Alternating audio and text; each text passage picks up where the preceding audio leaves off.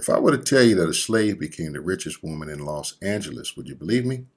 Well, it's true. Her name was Bridget Biddy Mason. And that's what we're going to talk about in this video.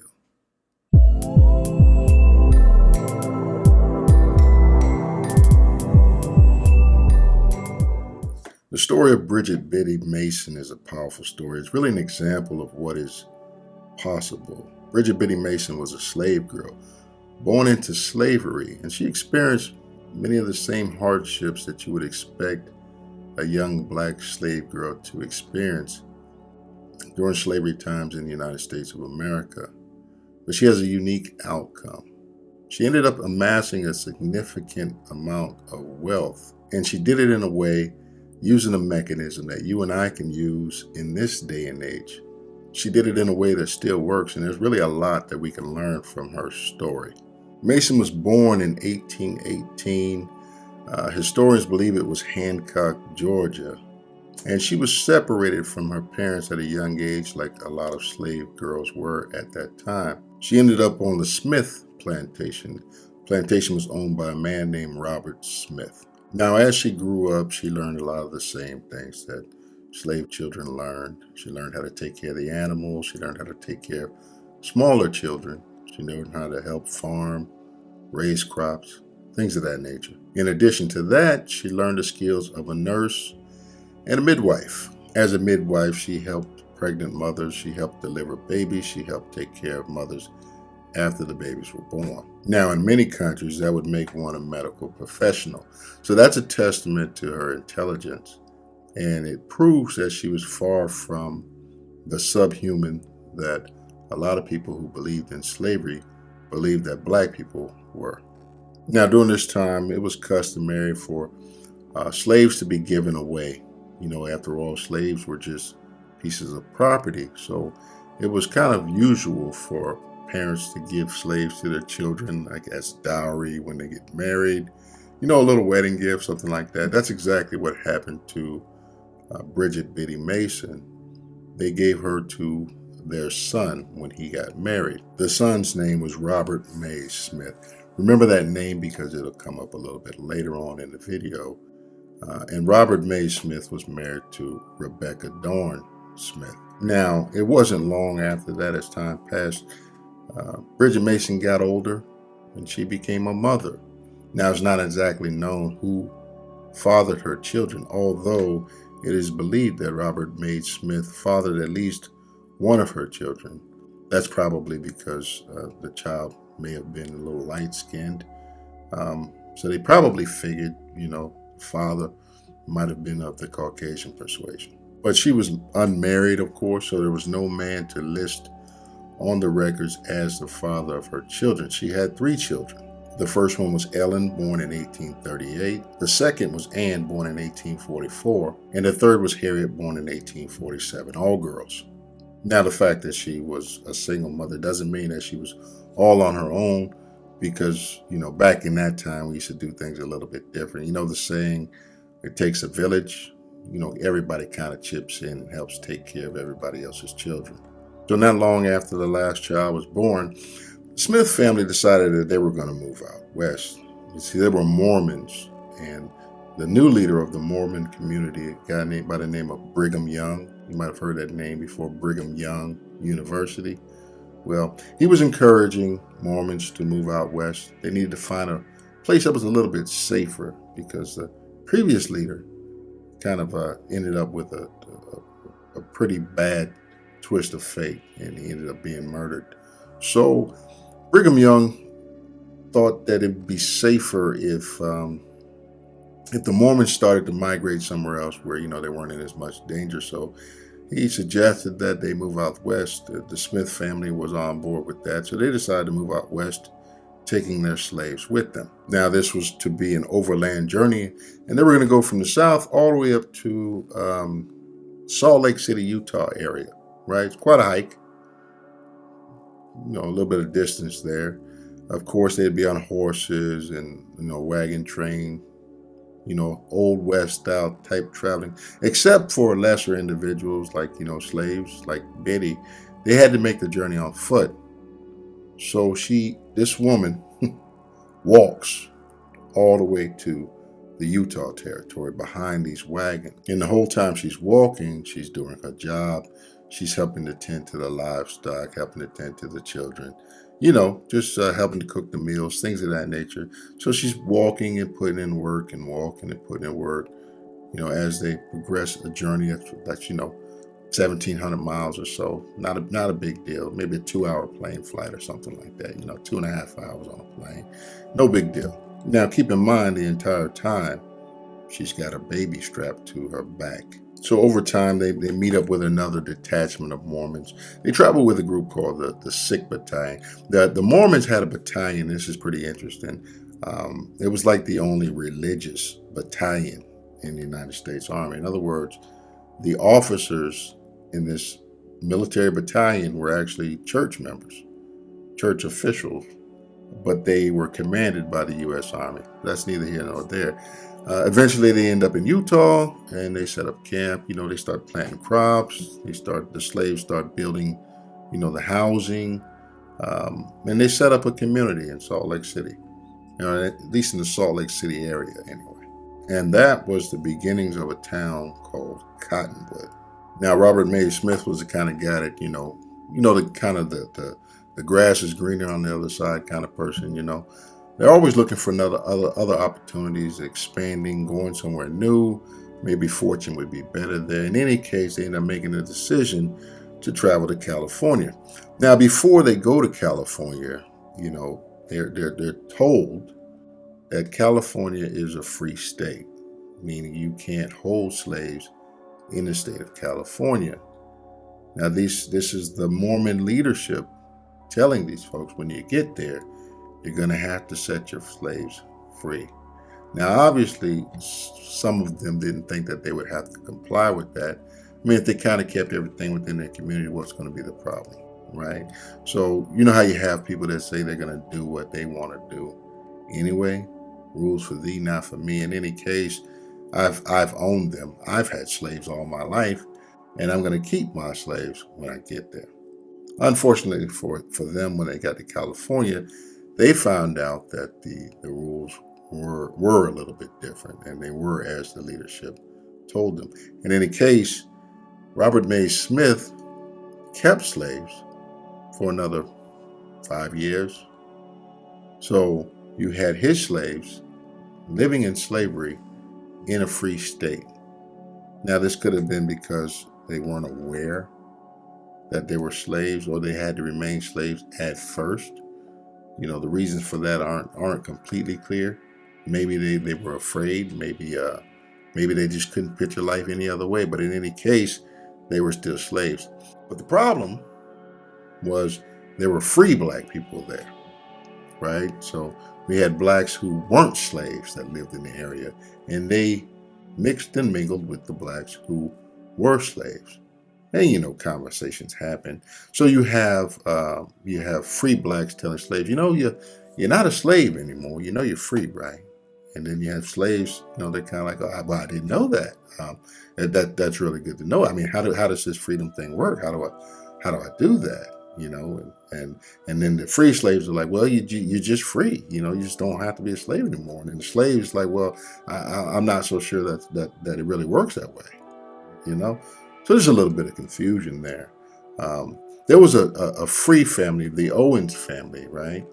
And the patriarch of this family was Robert Owens. And, he kind of explained things to Biddy, and he encouraged her to speak up and claim her freedom, right? So Robert Mays Smith is kind of getting wind of this, and things are getting a little more difficult to control, right? Because now I got slaves who kind of know they're free. So it's kind of hard to keep people who are thinking that they're free or they should be free in slavery. So he decides that he wants to move to Texas, which is a slaveholding state, and he's going to take his slaves with him.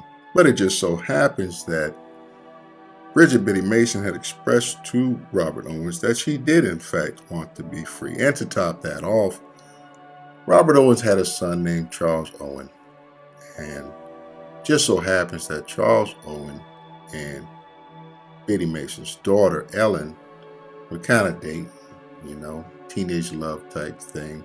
And Charles didn't want Ellen to go anywhere either.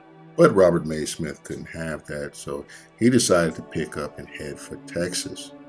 Unfortunately for him, Robert Owens kind of let the sheriff in on it, the Los Angeles sheriff, and told him what was going on. The sheriff put together a posse.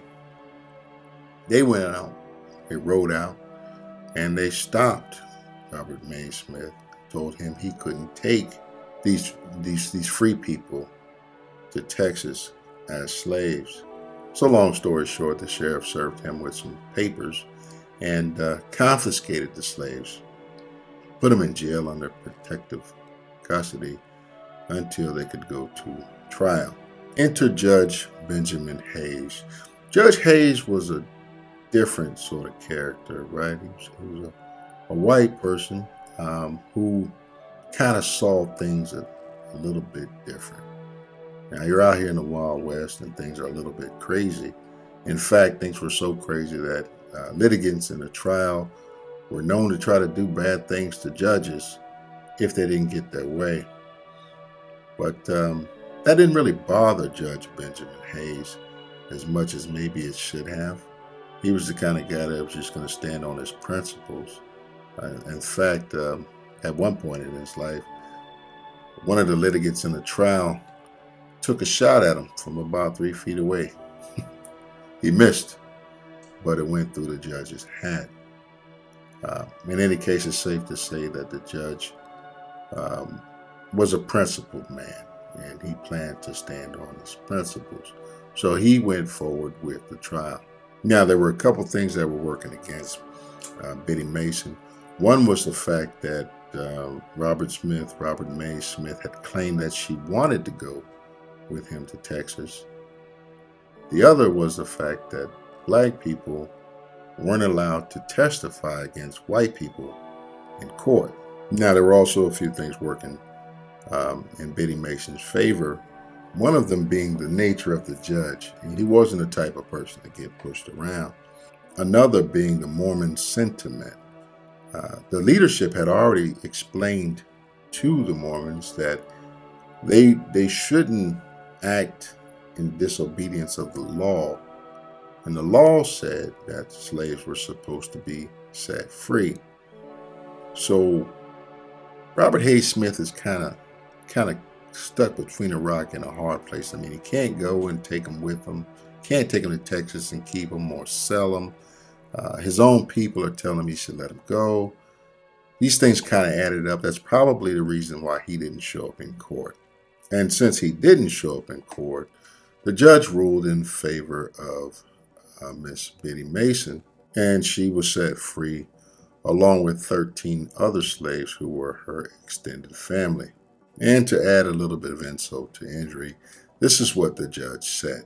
And it is further ordered and adjudged that all costs accrued in the can up to the present date and in executing the present order of the judge here as to production of said Hannah and her said infant 2 weeks old, and said Lawrence, Martha, and Mary before the judge here as aforesaid shall be paid by the said Robert Smith, given under my hand as judge of the First Judicial District Court of the State of California on the 19th day of January A.D. 1856 at the city of Los Angeles.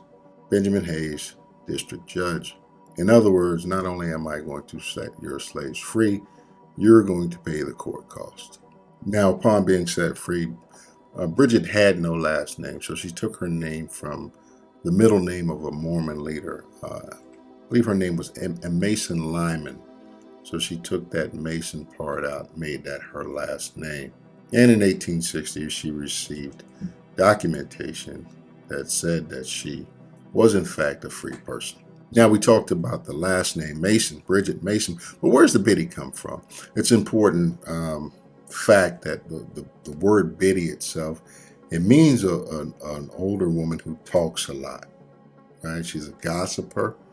So that's probably where she got that name from, Bridget Biddy Mason. It might have been the way she conducted herself in social activities. Maybe she gossiped a lot. talked a lot, or maybe she just always said what was on her mind. I don't know. But in any case, she earned the nickname Biddy. So that's how the name became Bridget Biddy Mason.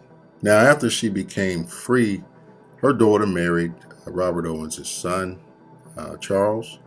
Ellen and Charles got married, and Biddy moved in with the Owens family. And from there, she basically got to work. Now, it's safe to assume that the Owens family had a good wherewithal about how to conduct business and how to kind of make some money. Um, and I'm pretty sure she was a really good student. The Owens family had contracts with the military. They would bring them supplies. They would, um, come out and do work for them. Things that they needed. They always brought them what they needed. They had contracts for this stuff. So we know that when you have a contract with the military, it's a good opportunity to make some pretty good money. All you got to do is hold up your end of the bargain, and that's exactly what the Owenses did. Biddy, on the other hand, went to work. So she used the skills that she gained as a nurse and as a midwife. All the things she did as a slave, she just did them out in the business world. And she made a living off of doing that stuff. And she became very popular as a midwife, helping take care of pregnant women, helping deliver babies, things of that nature. Also, she had a knowledge of herbal medicine. These are things that were passed down from Native American, Caribbean, African, all this knowledge passed down. She was able to use that to help take care of people. In fact, she was noted as helping to take care of people during the smallpox epidemic out in that area. And also, in line with her ability to catch on quickly, she quickly learned the value of real estate, the value of ownership, and she saved her money and she invested in real estate. Now, it probably was the perfect time considering Los Angeles was just a small town at that point, right? It wasn't really a huge place. So as the city grew, that land would become much, much more valuable. And Biddy Mason got her hands on some and maintained that. In fact, over time, she built a pretty significant fortune. In today's money, she became a multi-millionaire. She was also heavily involved in the community, and this probably helped to contribute to her ability to amass wealth as well. She spoke English, she spoke Spanish, she had no problem dealing with the members of the community, and she had a knack for organizing people as well. In fact, she helped to found the first African Methodist Episcopal Church. The first meetings were actually held at her home. And then on top of that, she put her money where her mouth was, and she actually donated the land for the church to be built upon. So it's safe to say she was a generous woman. In fact, she earned a nickname Aunt Biddy, Grandma Biddy, Aunt Mason, Auntie Mason, Grandma Mason. Kind of let you know that people were relatively fond of her, I would assume, with nicknames like that. And she had a saying, if you hold your hand closed, nothing good can come in. The open hand is blessed, for it gives in abundance, even as it receives. Bridget Biddy Mason. History tells us that her daughter Ellen had two sons. The oldest was Robert Curry Owens, and the youngest was Henry Louis Owens. We know that Henry Louis Owens passed away when he was about 32 years of age. On the other hand, Robert Owens lived a long life and was at times known as the wealthiest Black man in Los Angeles. So he was able to take the things that his grandparents had started and build that fortune up, create a legacy, keep it in the family, and become one of the richest Black men, or the richest Black man in Los Angeles at one point. He also owned the Owens Block, which was a two-story commercial building on Broadway. It was the first Black-owned commercial building in Los Angeles. Bridget Biddy Mason died on January 15th, 1891, and that would have made her about 72 years old when she passed. Now, considering she lived her life under the harsh conditions of slavery in her younger years, I would say that she had a long life. And she was buried in Evergreen Cemetery near the neighborhood of Boyle Heights. Now, this is kind of interesting. She was the wealthiest, one of the wealthiest women in Los Angeles. But oddly enough, when she died, she was buried without a headstone. Now, how could somebody who accomplished so much be buried without a headstone? What is this? What does this tell us? I mean, we can't really know for sure, but to me, I think that maybe it's kind of like what we see nowadays, even still, a lot of drama. Maybe a lot of drama in the family. Maybe some greed took hold there. I don't know, but in any case, she was born. I mean, she was buried without a headstone. But fortunately, that was rectified in 1988. They had a ceremony and they reclaimed her legacy at that time and they put a headstone on that grave. So I think that was a really good thing. And she was also honored in several other ways. She was a social work honoree. The California Social Work Wall of Distinction honored Bridget Biddy Mason. So that would help to ensure that her legacy went forward. And the Broadway Springs Center also acknowledged her in downtown Los Angeles. They celebrated Biddy Mason Day in November 16, 1989. Now, during that ceremony, they unveiled a memorial highlighting her life, her accomplishments. And interestingly enough, that Springs Center, the Broadway Springs Center, actually sits where her home once stood. There's also Biddy Mason Memorial Park. Now this is right beside the center, and the park features a wall that has a timeline on it that it marks important dates throughout her life, starting from when she was born, and it notes that she was born a slave, and then on the other end it says Los Angeles mourns and reveres Biddy Mason. There was also she was also featured in a painting at the University of California in UC Hall. I'm not sure if that still stands. The building was subject to or slotted for demolition as part of renovating the school. But there were several things done to honor her legacy and memorialize her. And until I decided to do the research, I had never heard the name. That was probably the most interesting thing to me. Why had I never heard the name? When all the Black history, we have a whole Black History Month. Why did I never learn about Bridget Biddy Mason? How come I never knew that there was a Black woman who was a slave who ended up becoming one of the most powerful business women in Los Angeles? From slavery to wealth, she became a wealthy woman, and by today's standards, she was a multi-millionaire. From slave to multi-millionaire. Now, hopefully, this was as educational for you as it was for me. And if so, please make sure you give the video a thumbs up and share it with someone else who could benefit from being educated about what's possible. I want to thank you for taking the time to watch this video. You could have been anywhere else doing anything else, but you chose to spend some time with me. Truly appreciate that. And on that note, take care. Peace.